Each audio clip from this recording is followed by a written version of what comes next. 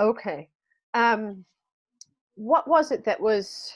Well, I don't know if I did. So my impression is the website is still being developed, correct? That's And right. that, but my impression was that you are trying to perform some kind of platform for, is it for educators or for all in terms of using foreign films or foreign children's films to teach diversity? Is that the gist of it? That's the gist of it. Um, Initially, it wasn't just to teach diversity, but let me tell you our initial hypothesis. Students face an increasingly globalized world, and as funding continues to diminish, and yet we find ourselves needing to and everything is funding continues to diminish. Schools and institutions serving the future workforce need an economical way of providing immersive experiences that prepare empathetic, collaborative global citizens. So um, we are changing our hypothesis now um, because of what's going on in the United States with our racial inequality and the recognition of that. Mhm. And Mhm. so we recognize that if we are looking out into the world beyond borders, then we have a very important issue that we might be distracting from. But then we look, uh, zoom back, we're looking at um, international peers, which is our considering every child born into the world at the same time has now more than ever the capacity to influence each other. And so I the see. capacity also to learn. And so um, considering each one teach one and international peers giving us the capacity. Um, whew, I'm sorry, I hadn't eaten in a while. I was just a little nervous. And let me just introduce Dee Dee Pierce. And Dee Dee, Nice to meet you. I was telling Regina about how we went from little larger to talking about engaging diversity and the importance of engaging diversity and perhaps becoming a tool more focused on uh, presenting curriculum that supports diversity. Mhm. Mhm, mhm. Yeah. Absolutely. So can I ask a few questions? Is Yes, Sure. that please, okay? please do, Um, please do.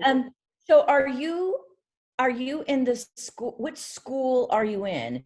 Are you in the school of business? Are you in the school of, like, I couldn't Well, figure that out. I came out of the School of Education. Okay, But okay, the program was learning design and technology. So I'm using okay. the film technology as the learning tool, as the innovation tool. Um, yeah, I see. yeah. So school of ed, So and you are all working on this project. Are you, as a team, are you all, and from what I Oh, gathered from the email from Craig or someone, that is it like a summer institute where you're, this week is one of three pop-up I classes. see. Yep. Okay, But Steve Blank gives a regular 10-week course at the School of Business, both in at Stanford and at Berkeley. So this is I a see. super compressed version, and we're all focusing on supporting industry and education in their recovery. Huh. Yeah, yeah. What's your Yeah. first thought about that? Well, so I've been teaching, I've been involved in education for 38 years. So I started my career abroad. I taught in Mexico for 2 years Uh-huh. in a private school setting. And then after that, came back to the Los Angeles area and taught in a small district right outside of Los Angeles Airport called Lenox, which is, Uh-huh. if you're, it's right between Watts and Inglewood. And I was there as a bilingual teacher for 11 years. And then my husband and I moved to Davis, where I currently live. I see. And then I evolved in a dual immersion program where I provided Spanish instruction for students in another district, in the Vacaville School District. And then about 15 years ago, I got involved in something called Project GLAD, which Uh-huh. is guided language acquisition design. And I was a trainer in my district, and then I left as a consultant. And I've been doing that work for about 15 years. And Okay. the training is very interesting. It's very, it's hands-on. Teachers, what's really exciting is that the teachers see a demonstration model. So they're in a class, we're teaching the teachers in front of the students. So Uh, it's live. Oh, nice. And then within the training, there's a research component, a cultural component, and a language acquisition component. So we provide teachers with strategies that not only build language proficiency, but also rigor and academic language for all students, in particular English learners, but with also the lens of cultural sensitivity and diversity. So that's and that's what I've been doing for the last about 15 years. okay. So tell me about the research branch. It's interesting. So we do a lot of research, like the research we take from our primarily education research on brain research. So Uh-huh. we teach teachers a lot about neurologically imprinting on the brain. We do also research about language acquisition, following old researchers and current researchers, how students learn language most appropriately within context rather than as a grant, like as a standalone kind of language program. So we teach language within the context of what the students are already learning. So if I'm a second grade teacher and I happen to have to teach the life cycle for my students in science, I'm also embedding language objectives in my coursework for my students. And then also keeping in mind the cultural sensitivity piece of the students we serve. So that could be, like here in Sacramento, we have a lot of Hmong students and a Yes. lot of Russian students. Whereas when Los Angeles, primarily I was working with more Latinx students, but now, my work is more broad, where I could be I work with a really small school in Sacramento, and they're like 90% Russian. So it's just Wow. and then keeping aware of the cultural differences and in our teaching, being aware as a white educator, trying to educate myself about other cultures. And, there's just certain things that are more faux pas, and we try to teach the teachers some things that, like in certain cultures, you don't touch the back of the head, or Oh, when you summon somebody you don't like in Middle Eastern, some of this is really derogatory. So we teach oh, teachers to summon with their hand this way. I mean, just subtle things like that, yes. just to be Okay. a little bit Yeah. more sensitive. Sure, sure. Yeah. But when you're doing the research, you're also so, but, I'm just trying to understand. Are you engaged as a consultancy and then it's sort of embedded in a single school? Well, yeah, that's a really good question. So I am a consultant and I work on a team, and there are 4 of us, and districts and or schools hire us. So sometimes I have, like Fremont Unified in the Bay Area. I've been there for like 12 years. We've been serving their schools for a very Uh-huh. long time. Oh, And okay. then other school districts, I might work in just 1 or 2 schools. But if you can only imagine, the funding, has really kind of been, it's going to be challenging. I wonder And how now, does that come go from the ahead. school district or Yeah, it does. And it's mostly, a lot of schools now use their LPAC money, LCAP, sorry, money to provide professional development for teachers. But our team has just pivoted our entire training online, which is not as effective. And we actually changed it. So we're not going to do the Project GLAD. It's an 8-day training. We're going to do it in smaller chunks and kind of give people an overview. And then with the hope is once there's a vaccine, we'll be able to get back in schools. But our thought is that nobody's going to really want us in school. I mean, like the teachers don't even want to be there. So I can't imagine they're going to hire a consultant. Right. You know, Right. not going to happen. So we're just rolling out, and the end of the month we'll be doing some work with some high school and middle school teachers, and then at the end of the month we'll do some work with some elementary teachers. So yeah, all on Zoom. All on Zoom. Wow. So which is really challenging. It's super challenging because it's not very I mean, we're really relational. I mean, we really believe in relationships is really the way to develop a classroom. Yeah. I mean, we really big on that, and it's hard on Zoom to flip through people the screen, and if you got more than 8 people, you've got multiple screens, and it's just different. But, yes, exactly. That's different. But here we have each one of us in a frame and an opportunity for one-on-one, unless we're in the gallery view, which is also sometimes can play with that. Yeah, we could go on about what's good and what's bad about Zoom and what's interesting, and I find that very compelling and has potential. How might you use Screen 360 TV in what you investigate, how you learn so far? I actually think I could, and I would probably try to embed it in my own training as we train teachers about the cultural, sensitivity and divide. So many of the teachers I train or involved in are not of the same culture as their students. So, so that's a big issue. Like we go into a community where predominantly the students are Black. It's very difficult to find many Black teachers. I mean, most of the teachers are white. And I could really see using either a film or clippets from film or a small piece of the film to show teachers some of those, cultural, differences, and just being aware. Because I think a lot of it's just awareness too. Right. Sure.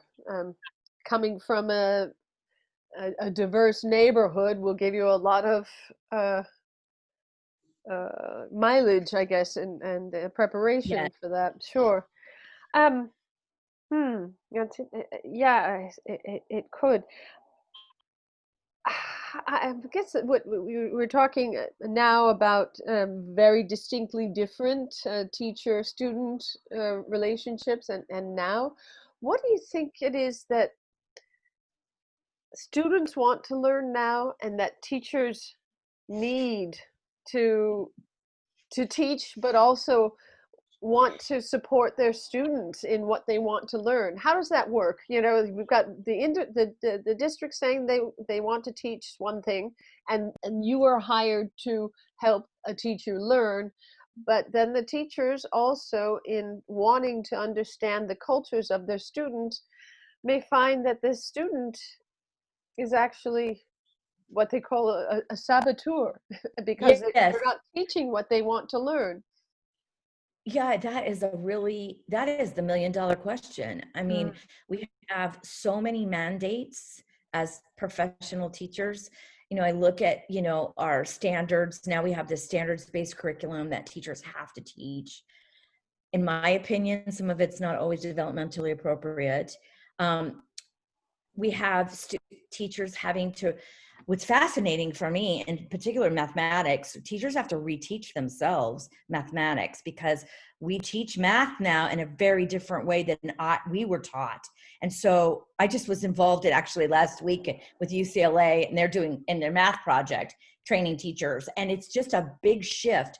And I think listening to students and their voice can be really important for a classroom teacher. And yeah, you may not be able to teach everything that the students want to learn, but I do think as professionals, we have to listen to our students, and that means giving them opportunities to express themselves in ways that we often don't give them time. Like the arts are kind of out the window, and it's sad to me because these poor teachers are under the gun. Like I'm talking about, so I live in a very affluent community. I'm guessing Menlo Park or Stanford is, I mean, Palo Alto is very similar in that, you know, we have a lot of highly educated parents, and so there's lots of support.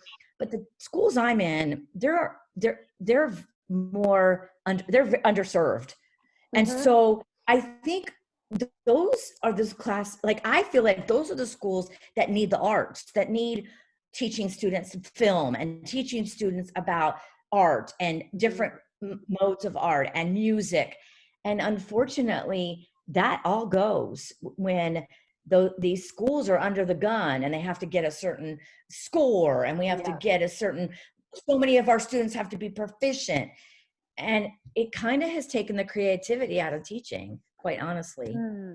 You know, so because you've been and seen so many schools and you recognize this divide, a hypothesis that we wanted to test is the possibility of sister schools. So an affluent school and a not so affluent school. And if that is one, is there, have you heard talk of that? Is there a program like that already? And two, could you imagine that a film shared in community would be one of those places where that sister relationship could work? Well, I have not seen it. I've seen it so I work a lot with individual teachers, and what I have seen, like teachers have reached out, especially now with technology being so it's so available now. Like class can Zoom with another class in another district and never have to go there. So I've seen teachers do that, or pen pal-y kind of things.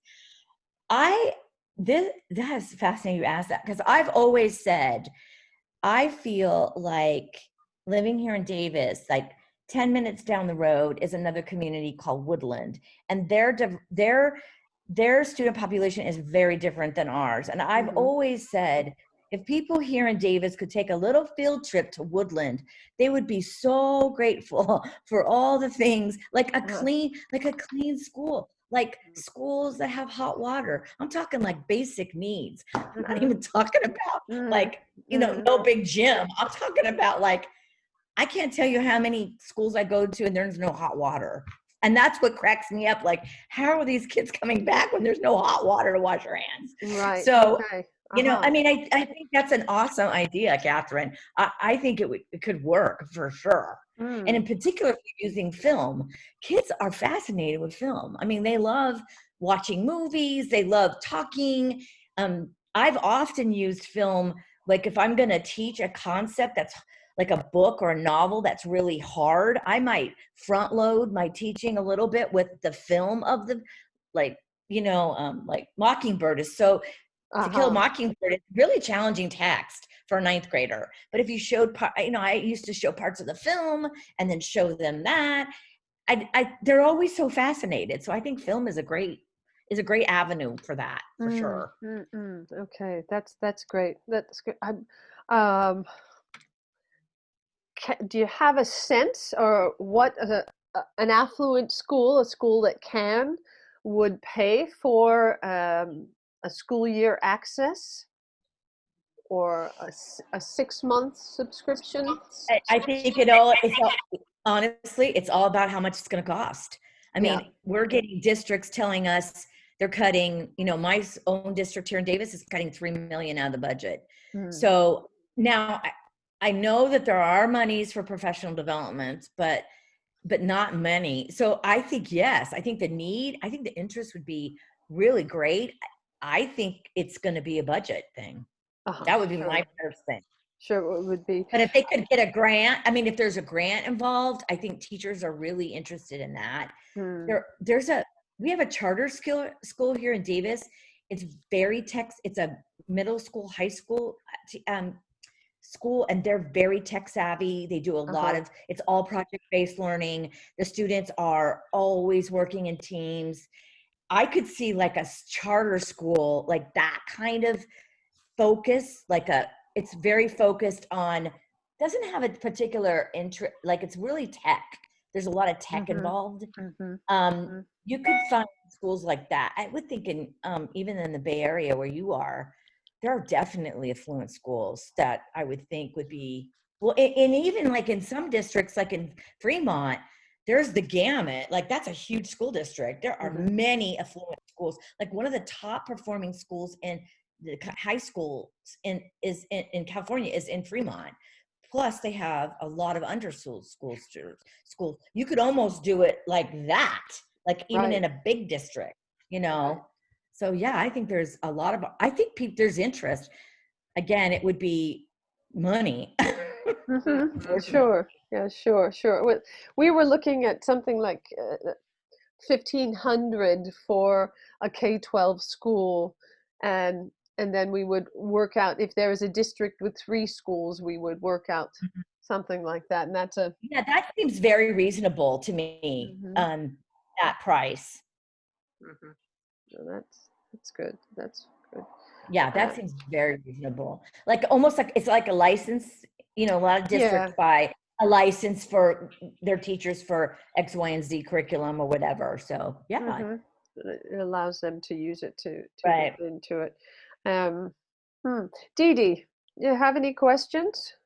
I have a question. Like I started out as an ESL teacher a long time ago, but anyhow, my question is, these international films with subtitles in an EL classroom, you know, where there's their language isn't the first language. How do you think they would go together? Now, if they're watching I actually thought about that while I was looking at your site. I think it could be challenging. It depends on the age of your students too. Like you probably wouldn't do it with young students or newcomers. Like if you're former ESL teacher, you have students that might be here in the country for the first year.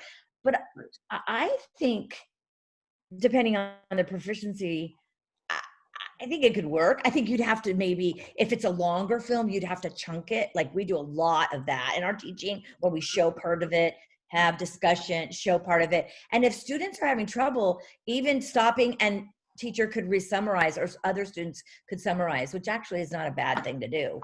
So I think it could work. It just depends on the age of the kids, I think, and then their language proficiency.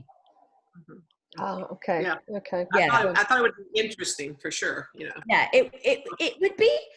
Again, I think when there are good visuals, like in a certain film, you can follow along. Like I was watching something recently with subtitles, and I found myself distracted because the visuals were so good, and it was okay because I got it. And I'm proficient in English, so it wasn't a big deal. But I do think some of these films are so beautiful and so visually attractive that sometimes it goes beyond the language, Yeah, that's what they call the film language, right? Exactly. Oh, they do? I don't even know.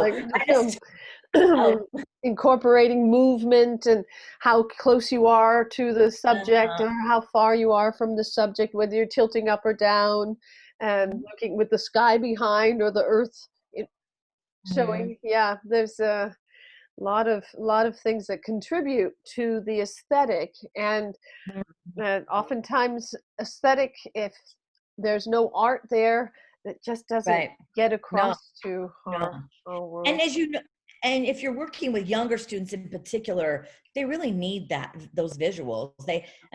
My work is a lot in visuals, and I always err on real objects versus animation. So I'm teaching a student language in English, and I want to show, I want to show cat. I'm going to show real cat versus a clip art cat. So the more authentic and the more real, in particular for students learning English, the better. It just gives them more of that. That's more conceptualized, yeah, for sure. That's valuable.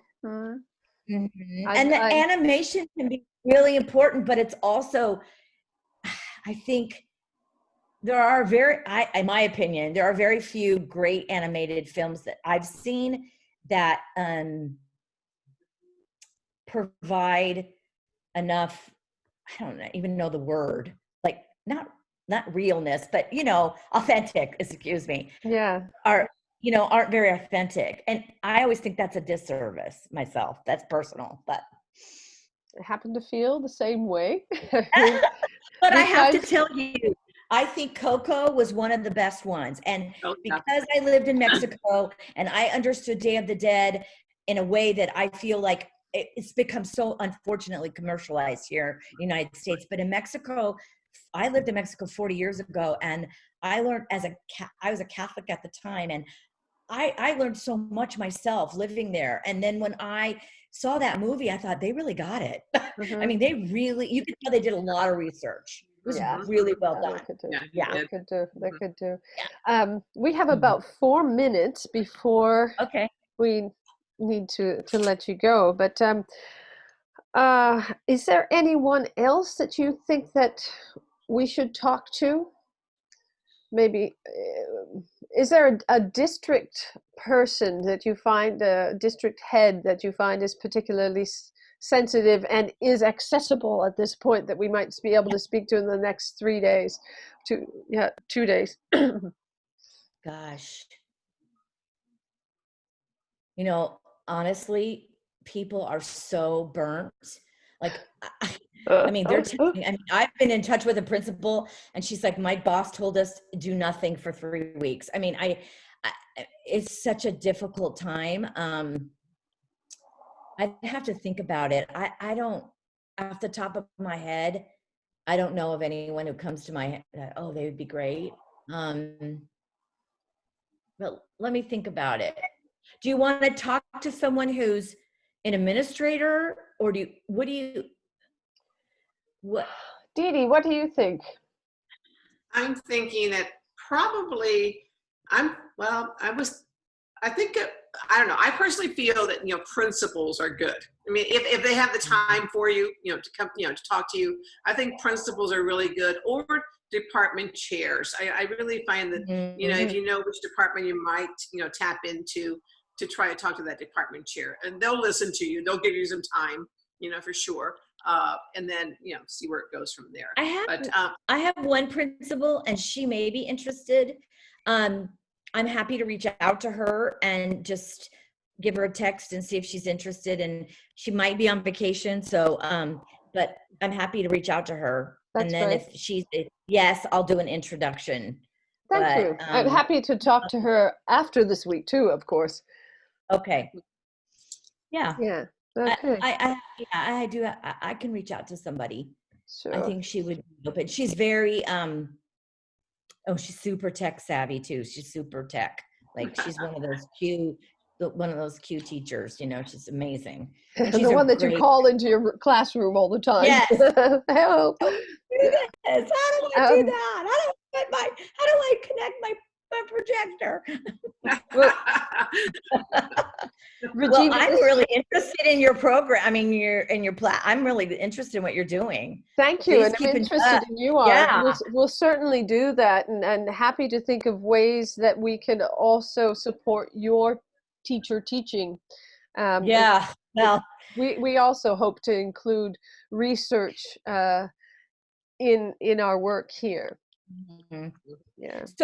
So you're doing this, are you out of the School of Ed or I'm no? out of the School of Ed, yeah, and this was actually my master's thesis project that I continue to work on, and I also was programming children's film festivals beforehand, so Oh, this is wow. brought it up on a platform. So And yeah, it's Dee Dee, kind of a career. where are you, Dee Dee? well, I was out of the School of Ed also, and I taught at Los Altos High School, for Okay. 25 years, Wow. and then I started out as an ESL teacher way back when, and now I'm in Ohio. I'm living in Ohio, and Mhm. in Ohio, I love film and love teaching. We started a film festival for high school students in my area.